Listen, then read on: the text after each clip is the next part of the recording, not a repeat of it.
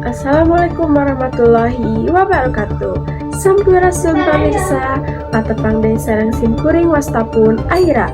Dina dengan ayeuna simkuring barisnya dengan pamirsa sadayana dina acara Warawiri Warta Sunda Warta Kiwari edisi 16 Maret 2020 genep. Balukar darana cai nu kurang hade. Jalan Raya Kopo Soreang anu pernana di Kecamatan Soreang, Kabupaten Bandung, raruksak. Ilaharna nalika hujan aranjang eta lalewek teh kakeum cai turun tah.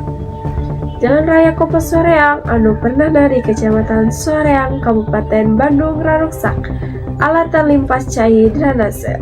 Saban hujan aranjang cai tina drainase di eta daerah raman limpas tepi ka paimahan warga sama tepi ka ngabalukarkeun bagian aspal jalanan laleupas.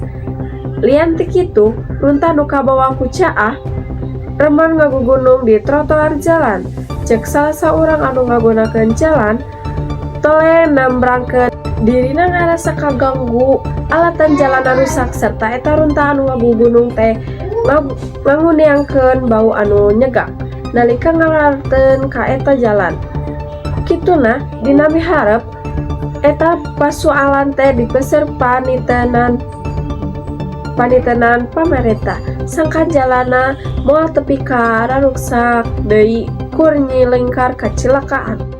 Pamirsa, warta dina dinten ayeuna dicekapkeun aya dugi ka dieu.